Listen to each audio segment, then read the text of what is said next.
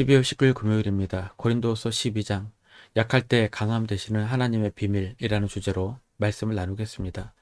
먼저 기도로 시작하십시오. 성경을 1회 3읽기 바랍니다. 꾸준한 영성을 여는 당신의 행을 변화시킵니다. 첫 번째, 신비한 체험보다 더 큰 은혜, 겸손. 오늘 본문 12장의 배경에는 고린도 교회를 어지럽히던 거짓 교사들이 있습니다. 그들은 자신들이 꾼 꿈, 환상, 신비한 체험들을 무용담처럼 늘어놓으며 성도들을 현혹했습니다. 그러면서 바울을 향해 바울에게는 그런 신령한 체험이 없으니 그는 가짜다 라고 공격했습니다. 바울은 어쩔 수 없이 입을 열었습니다. 사실 바울에게는 누구도 따라올 수 없는 엄청난 영적 체험이 있었습니다.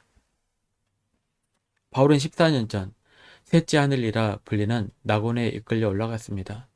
그곳에서 사람의 말로 표현할 수 없는 천국의 신비를 직접 보고 들었습니다. 이 정도 체험이라면 평생의 자랑거리 아닙니까? 내가 천국을 보고 왔다라며 간증 집회만 다녀도 구름대 같은 사람들을 몰고 다녔을 것입니다. 그러나 바울은 지난 14년 동안 이 사실을 침묵했습니다. 그리고 오늘 어쩔 수 없이 이야기를 꺼내면서도 내가 했다고 하지 않고 한 사람을 아노니라며 마치 남의 이야기처럼 조심스럽게 말합니다. 왜 그렇습니까? 바울은 체험보다 복음이 더 중요함을 알았기 때문입니다. 자신이 받은 신비한 체험을 자랑하다가 자칫 사람들이 예수님이 아닌 바울이라는 인간을 숭배하게 될까봐 두려워했습니다. 진정한 영적 깊이는 요란함에 있지 않습니다. 진짜 은혜 받은 사람은 자신의 체험을 과시하지 않습니다. 오히려 하나님 앞에서 잠잠히 겸손해집니다. 내 자랑이 줄어들고 오직 예수님의 십자가만 드러나는 것, 그것이 성숙한 신앙인의 모습인 줄 믿습니다. 두 번째, 육체의 가시, 기도가 거절될 때. 바울은 그토록 엄청난 계시를 받았지만 동시에 그의 몸에는 끔찍한 고통이 있었습니다.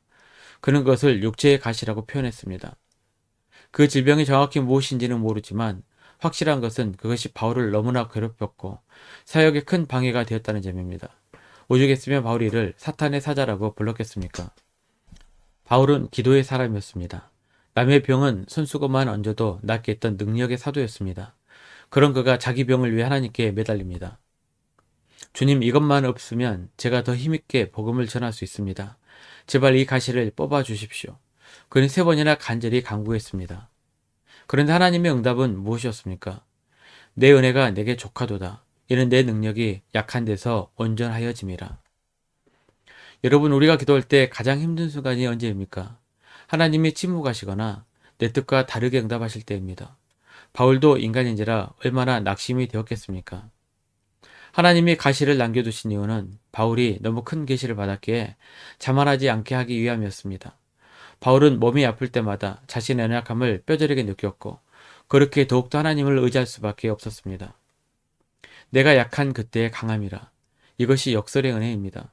내가 건강하고 내가 돈이 많고 내 힘이 넘칠 때는 하나님을 찾지 않습니다. 내 힘으로 삽니다. 그것은 진짜 강함이 아닙니다. 하지만 내가 실패하고 병들고 약해져서 하나님, 주님 없이는 저는 아무것도 아닙니다. 라고 두 손을 들 때 비로소 내 안에 하나님의 능력이 머물기 시작합니다. 그릇이 비워져야 채워지시. 내가 약해져야 주님이 강하게 역사하십니다.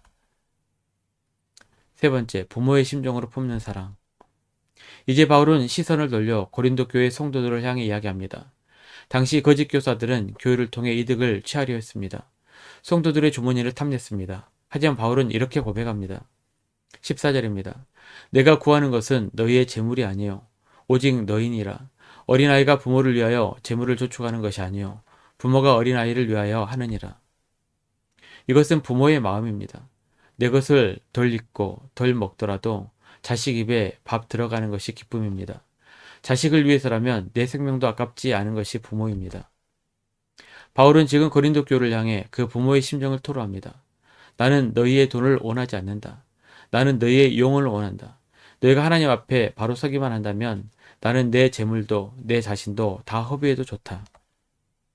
이거 진짜 사랑입니다. 15절에 보면 바울은 내가 너희를 사랑할수록 나는 사랑을 덜 받겠느냐라고 탄식합니다. 내가 이렇게 헌신적으로 사랑하는데 오히려 너희는 나를 오해하고 멀리하다니 섭섭하다는 인간적인 아픔도 묻어납니다. 하지만 그럼에도 불구하고 바울은 포기하지 않습니다. 이해타산을 따지는 관계는 세상에도 많습니다. 내가 준 만큼 받아야 하고 손해보면 참지 못하는 것은 세상의 방식입니다. 그러나 교회는 다릅니다. 부모가 자식을 품듯 영적으로 더 성숙한 사람이 덜 성숙한 사람을 품어주고 참아주고 기다려주는 것입니다. 바울이 보여준 이 아비의 마음이 우리 교회 안에 그리고 여러분의 가정 안에 회복되기를 소망합니다. 네 번째, 덕을 세우는 공동체를 위하여. 마지막으로 바울은 다시 고린도 교회를 방문할 계획을 말하며 두려운 마음을 내비칩니다. 20절 하반절입니다. 다툼과 시기와 분냉과 당짓는 것과 비방과 수근거림과 거만함과 혼란이 있을까 두려워하고.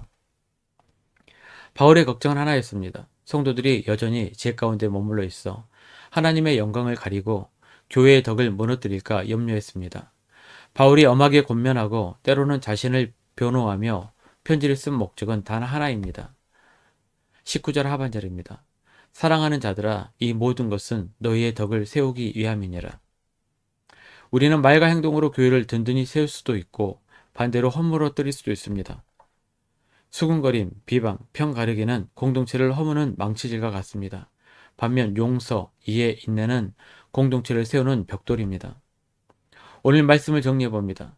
세상은 우리에게 더 높아져라, 더 가져라, 더 강해져라 라고 부추깁니다. 그러나 복음은 우리에게 정반대의 길을 보여줍니다. 내 은혜가 내게 족하도다.